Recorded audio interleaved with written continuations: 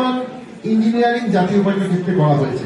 পৃথিবীর ইতিহাসে এমন একজন রাজনীতিবিদ নাই যিনি 5টি আসনে কারা নির্যাতিত থেকে জয়লাভ করেছেন, যিনি বিরোধী দলের নেতা হিসেবে মৃত্যুবরণ করেছেন।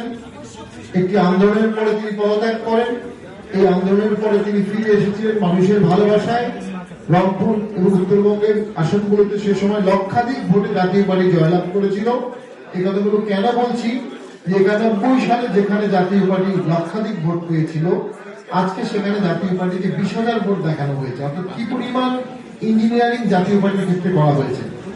যে সরকারটি হলো সেটাও তাদেরকে আমরা স্বাগত জানিয়েছি, কিন্তু ভোটের হিসাব মাথায় রেখে ভবিতব্য নির্বাচনকে নিয়ন্ত্রণের কূটকৌশল হিসাবে কতিপয় ছাত্র নেতা সেই সময়ের সরকারের ইঙ্গিতে তারা বলল জাতীয় পার্টির সাথে আলোচনা করা যাবে।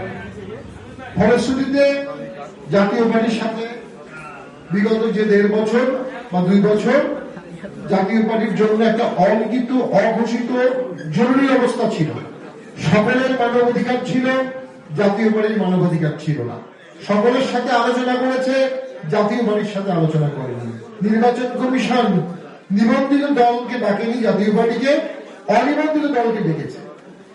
আমরা মনে করি অবশ্যই 17 বছর বা 16 বছর পরে আওয়ামী লীগের পতন হয়েছে, সেটা জনগণের দাবি ছিল, জনগণের অংশগ্রহণ ছিল, কিন্তু 3 দিন দেশে হত্যাযজ্ঞ হয়েছে, সেটিরও তদন্ত হওয়া উচিত। অনেকে বলে অনেক পুলিশকে হত্যা করা হয়েছে, অনেক পুলিশের মধ্যে চাপা ক্ষোভ আছে, এ বিষয়ে কমিশন করা উচিত।